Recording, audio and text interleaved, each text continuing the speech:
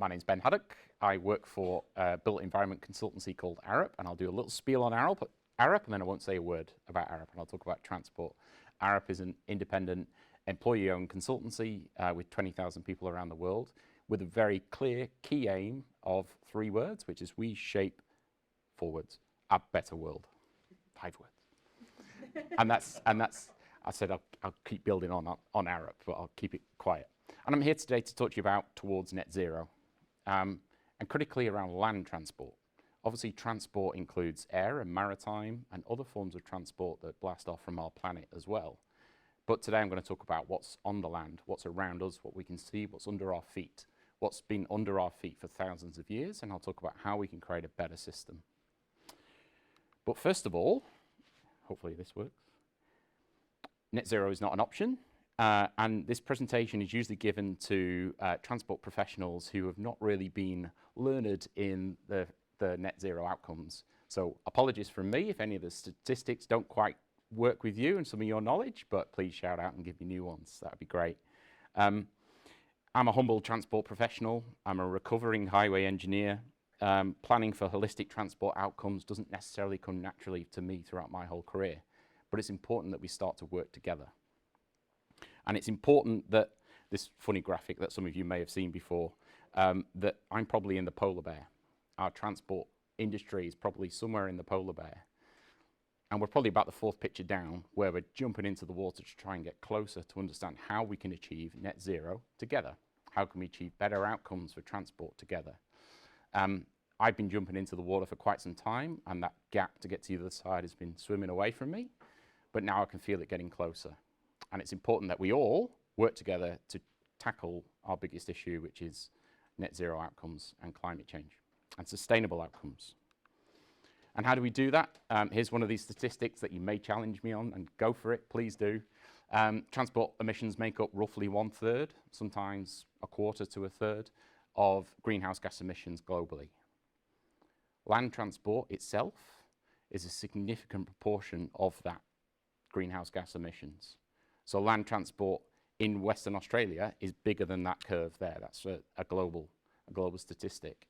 Actually, a lot of our transport comes from rail, heavy rail, and we've got a lot of roads.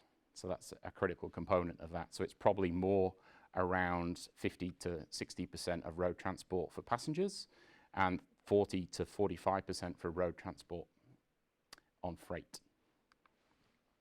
Travel is personal, travel is changing, and there are many influences around us. That's not an unusual sight. That's in Perth, that's here, that's not far away from where we are now. That's not an unusual sight in many cities around the world, many places around the world. This is not sustainable. It doesn't matter whether this car is a hydrogen fuel cell car, an electric car. Congestion is still part of the issue. Tyres and brakes have emissions just as much as anything else. Yes, it's getting better, yeah, it's getting more efficient, but congestion and planning for cars is not a sustainable outcome. Why? Here in Australia, we've got an obsession with suburbia. Many cities around the world have an obsession with suburbia. It's been said by Australian demographer Bernard Salt that Australians today seek out a lifestyle culture, and this has typically favoured a more urban lifestyle. We can sell houses in an urban form like this. I've never really noticed how Ramsay Street and Bluey Street look pretty much exactly the same, which is fascinating how they're 20, 30 years apart in scale and scope, and they produce the same outcomes. To plan cities, places where we can enjoy, play out on our streets, we need to plan for people. So people like to move, people like to travel, people like to consume goods that come to and from them from networks. And we've got to create those cities and systems around them, but we've got to do it in a safe way. Because 54% of women and 51% of men are insufficiently active in Australia, which is a very startling statistic if you're in the healthcare industry. If you're in the transport industry, you've provided the networks and the system. Why aren't people using them? They jump in the car to go and pick up fast food, or they get an Uber Eats delivery to their front door. It's that easy to press on a piece of technology. But physically active people have up to 30% reduced risk of becoming depressed, reduces disease decreases sedentary lifestyles in senior citizens, and it's a critical outcome to achieve net zero. And I'll talk about that shortly. But we can't walk and cycle everywhere. We have transport systems and transport networks for a reason. This isn't equitable for everybody. You can't transport iron ore on a bike in regional Australia. How do we create systems that do that in a more coherent net zero way? Do we need those systems? That's a bigger question. I know this picture is quite provocative, and we can more than happy to debate on the balance of living within boundaries and living within spaces, but this is the reality of the situation we have here in Australia. So, but with that change, we're in that model right now, and you spoke earlier about an EV transition here in Western Australia. With change comes risk. I don't know if you can see the cable on the street, that's somewhere in Canada, that we've got a lot of change happening right now. There's a lot of disruption in the transport systems and networks that we're working with. How do we create an equitable outcome? I put the scooters there in the corner, which you probably saw a few scattered around Perth. Perth's actually done that very well. I'm happy to talk about that at any time, because you've actually got to put it in a parking space, where many cities around the world, you can park them absolutely anywhere. But that's a risk. It's an electric vehicle charger on a street in the middle of a cycle lane that you wouldn't see at 6 o'clock at night. Very complex. We have to be cognizant of the change, because there's a lot of change happening in transport. There's a lot of influences around transport. I don't know if you can read those. Within future transport, accessibility is a challenge. Net zero outcomes, social license to operate, decarbonisation, cleaner air, digital and data systems, the advancement of automation and autonomous vehicles and artificial intelligence, consolidation of freight, containerization of large freight. All of these are influencing transport. And we have to think about how we're going to deliver those in a holistic way. That's my little daughter down in Margaret River, not that long ago, writing chalk on a street. She doesn't care that there's tyre marks on the curb line and that curb line is built back at a certain angle so that SUVs can ramp over it to cross from the car park from one side to the other. She doesn't care about that at that time, because she feels safe enough to bend down, pick up some chalk and draw. I think she was drawing a flower. I was trying to show her to draw Mickey. That's my drawing of Mickey Mouse. I was trying to show her how to draw Disney characters on the street, because she feels safe. And she has a holistic view of feeling safe right there at that time. How do we create that for everybody? That's a large ask. But we could do that by learning from the past. This is, I'm going to get this wrong, Bazalgette Sewer in London, which is not far away from sort of West London, Kensington, Chelsea. And it's a piece of infrastructure that was born out of a need. So in the mid-19th century, when you went to the toilet, you put it in a bucket and you chucked it out your window, and it fell in the London streets, and then somehow it found its way to the Thames, and then off it went. And there was a need to build a sewer system to sort of make that a better outcome. So how do they build a better piece of infrastructure to capture some of that sewage water, sewage system, and create a better outcome for London? But some bright engineer thought, you know what, let's not just build a sewer system, let's build an entire space that creates flood resilience, that creates a barrier to the Thames, that creates space and an environment for broader combined sewers and electrical systems in future, or other systems without electrical systems. And we can also build a train system at the same time. So why can't we do it all in one project? All born out of a need to get rid of the waste. We've got that opportunity now with transport, to not just build transport systems. Let's not just build a bus route or a rail line or a road or a system that connects with it. We have to think holistically and learn from the past. And how do we do it? This is what I have come here to talk to you about today, is thinking holistically with 3 lenses. We have to bring focus. So to achieve net zero land transport, we need to think about where we can have impact and what interventions are appropriate and where. So not every intervention is appropriate everywhere, like that bike before in regional Australia. This will help us prioritise our efforts and target the right actions for maximum impact. It may be helpful to think about this through these three lenses. So I'll start with the spheres of influence. So it acts at different scales of impact from the asset. So the physical assets, whether that's a bridge, whether that's a bus stop, whether that's a bus system, whether that's a road system, whether that's a cycle lane or a series of cycling pieces of infrastructure, it's a physical asset. And there's a series of things that we can do to make a net zero impact on that asset. We can reduce carbon in the construction of that asset. We can reduce the embodied carbon in that opportunity to build or maintain or reduce the systems within that asset.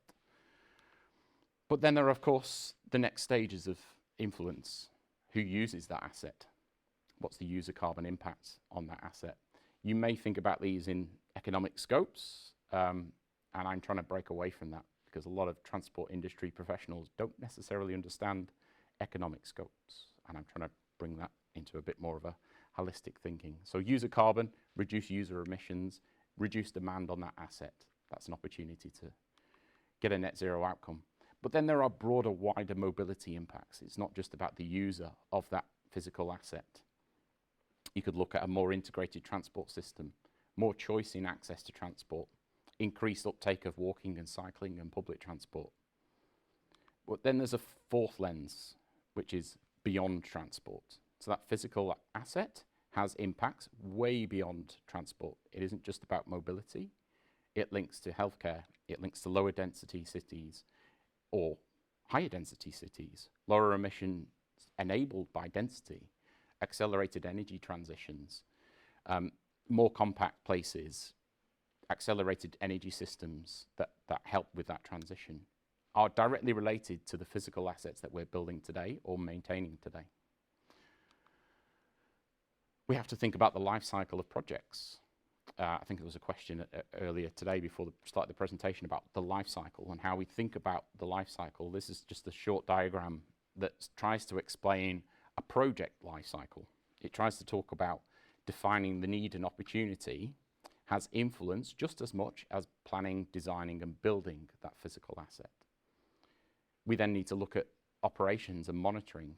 So net zero is not just embodied carbon in that bridge or that piece of concrete we're putting in ground right now. It's about the strategy, the definition, the need, as much as monitoring the existing assets that we have and making them a better net zero outcome. This is a hard one because this is about organizational maturity. Where are we? I'm going to use your hands shortly. Where do we think Western Australia state government transport agencies are in this organizational maturity? From disregarding the problem. So does not see the need or benefit of decarbonisation, little to no adoption of decarbonisation practices, through to developing an awareness of the need for decarbonisation, looking at rules and guidelines, adoption of pockets of outcomes, to implementing, understanding the benefits of decarbonisation and implementing strategies through projects. Focus mainly on the direct supply chain. Delivering capability exists. Or perhaps we're leading. Perhaps we're understanding the long-term fundamental impact of decarbonisation, which forms a core role of the business. Decarbonisation fully embedded internally, and the organisation is beginning to leverage influence. Let's show our hands. Where do we think we are in Western Australia? I know you might not want to put your hand up, but that's okay. I'm going to say we're developing in WA. But what do you think? I'm going to challenge some preconceived notions now. This is grams of CO2 emissions per passenger kilometre. So that's quite a very transport phrase in there, per passenger kilometre. So how many people and the kilometre that they've driven. And this is the emissions per mode. Cars somewhere up at the 190, air 175, coaches 27, 40, but rail. Cycle and walking, in theory, absolutely nothing. That's how we account for it right now. Does this feel right? Have we got a handle on this? Do we think this is about right? Tank to wheel, though. Yeah, tank to wheel. Not well to tank. No. Yep. So when you take the life cycle well to tank, it's quite different. Yeah. I'd like to have put the well to tank figures up here. It just makes the gaps bigger. I could have done that. Well, it depends how many new bikes you buy each year. Correct. Correct. So here's some other figures, which are quite different. So let's take the car. And I know there's a lot of conversation about EVs and whether they're good for the system or bad for the system. But if you just take that tank to wheel outcome, EVs at 4 people in that car is a much reduced grams of CO2 emissions per passenger kilometre than a current combined SUV. That 190 is probably a big SUV with 1 person in it. Quite different scales. It doesn't necessarily take into account the fact that EVs there. I knew this would start questions. I want to know, like the 33 in the air is European Union? Yeah, I was going to come to air. Yeah, so the current 130 to 175, that's roughly the range, depending on distance aircraft. You know, new style, you know, go on the Dreamliner, it's significantly better than an old 747, for example. The 33 is a target by the EU by 2050, using SAF as the enabler of that outcome. That's where they want to be for all flights in the EU. I can talk about statistics all day, more than happy to, but let's try and here's some more statistics, which is zero emission technology is an enabler of that change, not the end. Technology will not drive that outcome. It's on us to take systematic change in how we build transport systems, maintain transport systems, and look after them. That variability on battery electric vehicles base case this is the manufacturing piece, is significant. Where do you get the cobalt from? Where do you get the lithium from? How's the supply chain working?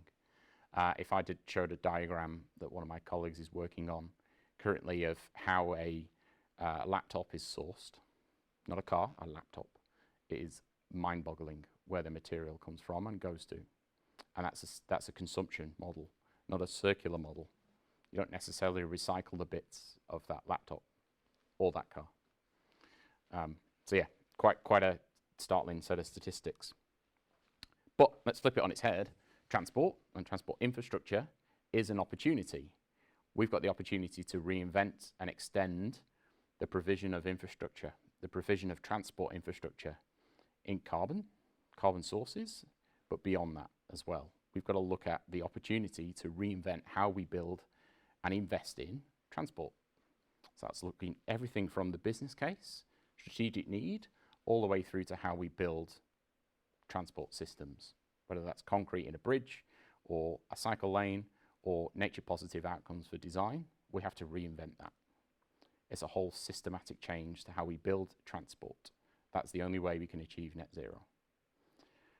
It can be the catalyst for change. We can lead in transport and around infrastructure to be that net zero outcome. And we have to play a much more influential role in shaping economic, social, and environmental outcomes. Transport can't be the party in the corner that gets kicked for not doing anything. Transport is a third of greenhouse gas global emissions. We have to do something. What's happening? What's happening around the world? Social license for new projects must be given. I don't know if anybody knows about the projects in Wales where there's a legal hold on all road projects, new road building projects, an entire legal hold on that in a country, well, a principality. So the other side of this social license is about resilience. This is an example in Australia not that long ago when a couple of our critical arteries into and out of Western Australia were cut off with flooding or issues on the rail line, which is caused by flooding, and a significant issue as a result. So how do we create transport systems that are both resilient to the shocks and stresses of climate change and create net zero? So in order to, the traditional way to create resilience is to build more things and build more concrete and build it higher and build it connected. The better way to do that, and we're starting to investigate that and research it, is a nature positive outcome to resilience. Restore what was there. Restore what the nature needs to create a better outcome. That's how we can create resilience. But the key point, social license. People, squidgy organic things. We live in a democracy here. We vote for politicians. Politicians give us the answers to those projects. That's how we work as a system. The only way we're going to get systematic change is for us to lobby through the democracy to get change. So you talked before about urban form and how could we do it. I'm going to show you an example of how we change. This is an urban street. It's in Melbourne, not here. Doesn't look dissimilar to somewhere in East Perth with a lot of car parking and a bit of mid-rise. I call it mid-rise, but this is mid-rise. In context, it's an urban street. It's pretty typical. Full of cars, pedestrians kind of pushed off to the side with a 1.5 metre footpath. Couple of trees that are actually blocking the footpaths and not in a great location. How can we change it? What are the tools that we have today to change this to be a better net zero outcome for a street, a better urban corridor, better livable place? More people would like to live there, and it's got cleaner air. We could start with technology. We could start with things that are going onto our streets right now, 5G sensors and Wi-Fi and connection, smart freeways, smart outcomes. We could change some of the modality on that street. We could bring cycle lanes onto the street. We could rotate the parking, reduce it, and enhance that space. We could start bringing in cycle share. We could bring cycle parking. We could change the nature outcomes of that street. We could bring trees and landscaping into the street itself. We could create space for waiting. We could create space for people to park up the bikes as well as use bike share or scooter share schemes that we have here in Perth. Trees, planters, grass, nature outcomes, bit of biodiversity on this street. And then that over time could be changed entirely. Change the street structure, remove the cars from that one side of the street. Cars are still there. Those residential car parking spaces that are sold with the building are still there. But the majority of other car parking has disappeared, and there's a significant amount more activity on the street as a result. You could then enhance that even further, not on every street, but on a potential opportunity street like this. You could put playgrounds, you could put cafes, you could activate the space and create a much nicer place. So you can do it. There's a lot of interventions you can do right now, right today. There's nothing new technology in there apart from the 5G Wi-Fi sensors that are new that you can't do today. So why aren't we doing it? That's a question for everybody. Question for me, why are we not pushing the state government to enhance our urban streets like this? Because this is how we achieve net zero. We can have technology, we can have EVs, we can have better trains, we can have better coaches, we can have better aeroplanes.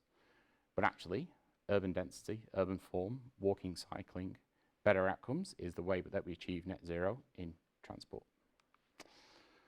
I love this quote, which is, don't lose sight of the bigger picture. Infrastructure is an enabler of squidgy organic things to move and the things that we consume.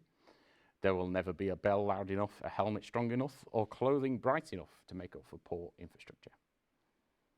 That's absolutely critically true when we're getting new mobility modes coming into this city, scooters outside the front that require better infrastructure than we have today to make it safe. We shouldn't ban them. We shouldn't demonize childs on bikes, childs on scooters, adults on bikes, adults on scooters, people walking. They're not at fault. The infrastructure's at fault. So we need to create better outcomes. And here's how we do it. Navigating change, 8 points that I'll finish on, which is adopting what we have at scale. We have the ideas, we have the opportunities to change. We know how to get net zero transport. We can do it today. We've got to have that systematic change here in Western Australia to allow us to do it. Demand innovation, so don't just settle for the norm. As I said, we've got to rethink how we do business cases. We need to rethink how we build infrastructure. We need to rethink how we lobby to politicians to make change. Current lobbying strategy is, I've got a problem getting out of my road in the afternoon and I'll lobby you to make changes to that intersection to make me a little bit quicker. That has to change completely. We have to have ownership of your own travel behaviour. Open-minded, prepare for the unexpected. Things will happen in this net zero transition. I'm not a betting man, but if I was, I would bet that there isn't anywhere near enough cobalt and lithium to make the EVs that we want right now. And if there is, the supply chain of that is going to be a hindrance to us achieving net zero. So we need to prepare for that, come up with alternative strategies, like engaging more actively with the energy industry, not just demonizing the fact that they burn fossil fuels. We have to engage with that transition. That's happening right now in energy. Hydrogen is an opportunity, not a driver, not a killer of innovation. It's an opportunity. Leveraging the carbon challenge to embed whole life thinking, coming up with that circular economy view. Actively consider procurement, supply chain, and industrial strategy. That's a real key phrase for Australia right at the end. We need a proper industrial strategy that connects all of our nodes together. Paying attention to detail, like we did today in some of my statistics that I knew you'd have a go at me at. Pay attention to the detail, and rebalancing from guiding mind towards guiding mind from doing. Government doesn't need to do everything. We need to control and set governance and set a regulation, but bring the private sector innovation in and let them innovate, because that's how we achieve net zero. Whoops, thank you. There's a report, we published it, a white paper not that long ago.